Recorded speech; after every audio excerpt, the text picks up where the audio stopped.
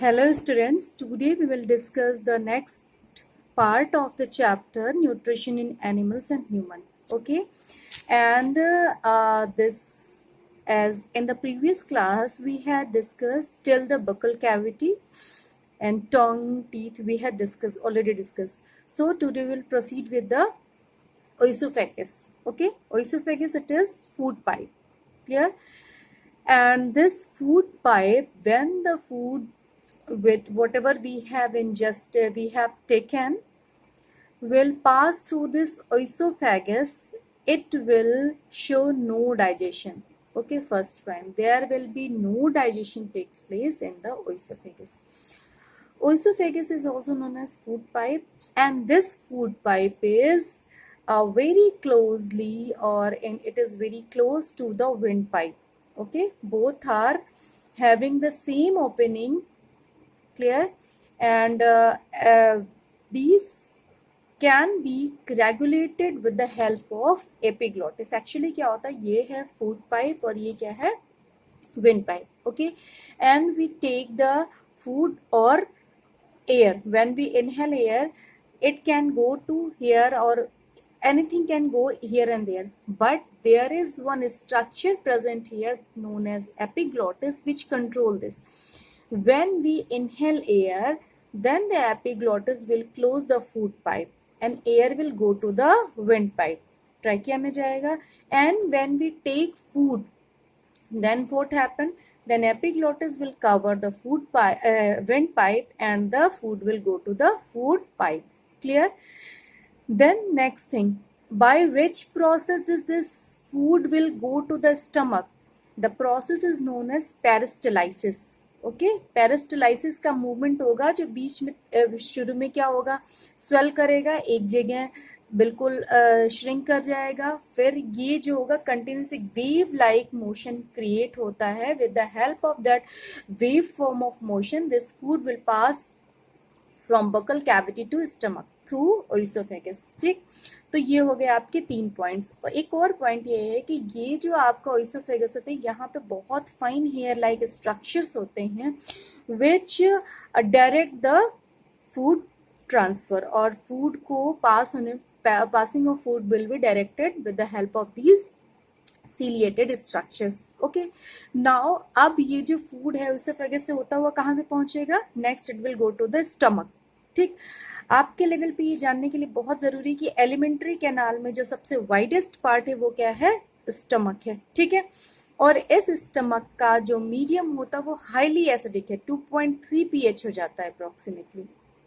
ठीक, अच्छा ये pH इतना ये एसिडिक क्यों है? क्योंकि हमारी जो स्टमक है वहां से 3 सेक्रेशंस होंगे और उसमें से जो हाइड्रोक्लोरिक एसिड का सेक्रेशन होता है वो एसिड ही इस पूरे मीडियम को एसिडिक बनाता है. अच्छा, उससे क्या होता है? उससे कई फायदे हैं. क्या क्या फायदे हैं? पहला फायदा कि अगर जम्स वगैरह होंगे फूड के थ्रू आएंगे तो इट विल बी किल्ड. ठीक, पहली चीज.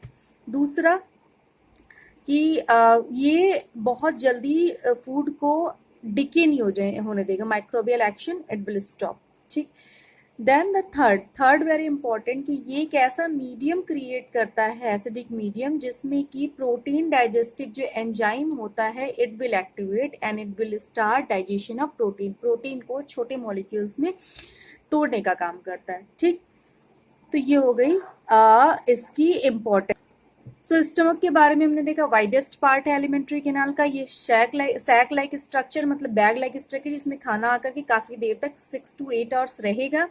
और यहाँ पे 3 चीजें रिलीज होती हैं, या फिर कह सकते हैं कि इसका जो जूस होता है इसको हम बोलते हैं गैस्ट्रिक जूस. स्टमक का जो जूस होता है या जो स्टमक का जो सिक्रीशन होता है that is known as gastric juice. और उस गैस्ट्रिक जूस में 3 चीजें होती हैं. First it is mucus, second it is hydrochloric acid and third it is enzyme. Enzyme का काम पता है, वो डाइजेशन में हेल्प कर रही है. हाइड्रोक्लोरिक एसिड का फंक्शन मैंने बता दिया. अच्छा भाई, what's the function of mucus? Mucus का काम ये है कि जब HCl रिलीज होगा तो आपकी वॉल को भी तो हैम्पर कर सकता है.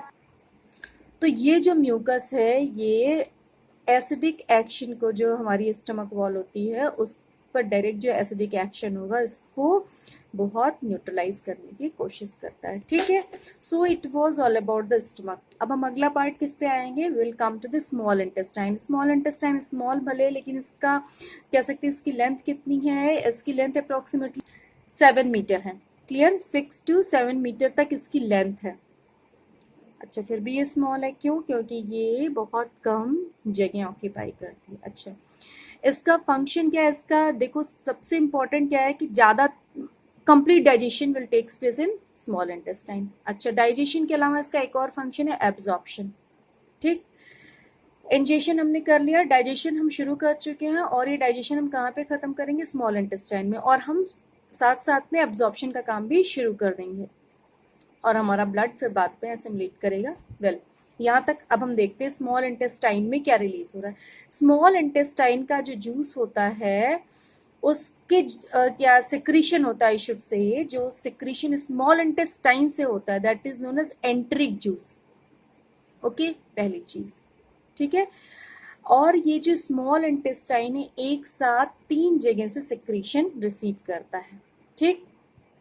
कौन कौन सी, first it is liver, second it is pancreas, and third it is itself small intestine.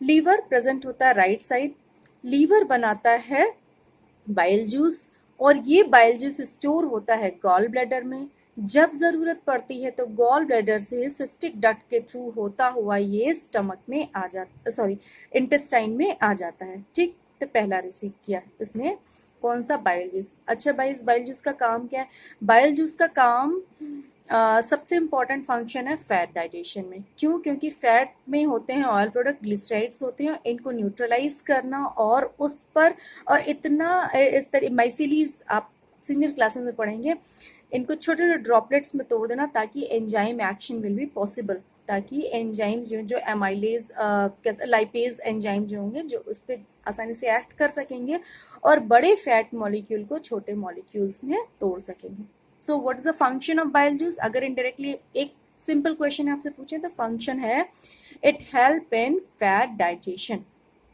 Clear. अच्छा, फिर दूसरा क्या हो गया, पैंक्रियाज। पैंक्रियाज होता है लेफ्ट साइड में, लीफ लाइक स्ट्रक्चर होता है, ठीक, और ये रिलीज करता है पैंक्रियाटिक जूस, ठीक है। अच्छा, पैंक्रियाटिक जूस का क्या काम है, पैंक्रियाटिक जूस में प्रेजेंट होता है पैंक्रियाटिक सिक्रेशन में पैंक्रियाटिक एमाइलेज, पैंक्रियाटिक लाइपेज, और pancreatic amylase will digest the carbohydrate, pancreatic lipase will digest the lipase means आपका उसको फैट को डाइजेस्ट करेगा, ठीक। यहाँ तक की कहानी हो गई क्लियर। अच्छा, स्मॉल इंटेस्टाइन से मैंने पहले बताया कि इंट्रिंसिक जूस रिलीज होगा, या स्मॉल इंटेस्टाइन के सिक्रेशन को हम इंट्रिंसिक जूस कहते हैं, और ये क्या करेगा, ये सारा प्रोटीन कार्बोहाइड्रेट इन सबको डाइजेस्ट करने में हेल्प करेगा।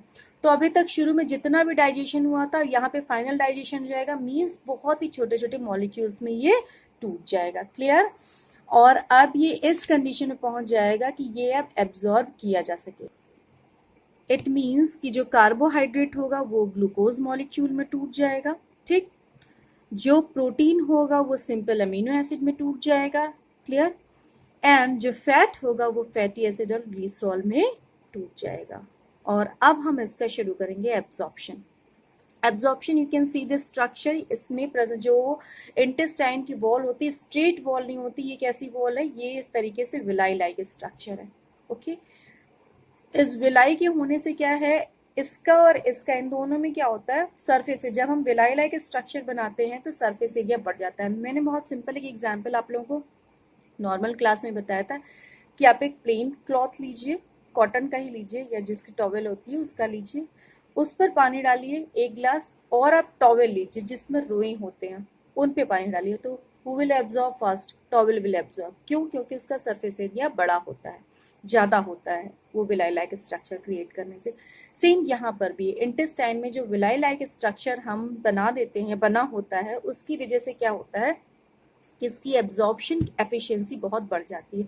और आप देखेंगे कि ये जो विलाई लाइक स्ट्रक्चर यहाँ से होती हुई आती हैं ब्लड वेसल्स, जो ब्लड वेसल्स ये एब्जॉर्ब मटेरियल को पूरा सर्कुलेट करेंगी पूरी बॉडी में, और उसमें जब सर्कुलेट करेंगी तो जिन सेल्स को, जिन बॉडी पार्ट्स को जरूरत होगी वो उनको लेकर यूटिलाइज करेंगी, मीन्स अब एसिमिलेशन होगा। तो हम एब्जॉर्प्शन भी कर लिए with the help of small intestine, and now we go for the assimilation, as the blood will transport it throughout the whole body parts and it will be utilized as per their requirement. Then अब जो बचा हुआ undigested food है, with water, along with water it will go to the large intestine. large intestine approximately 1.5 metre की होती है, but आप इसे देखेंगे इसका स्ट्रक्चर कुछ ऐसे 1, ये ascending, then horizontal and then descending.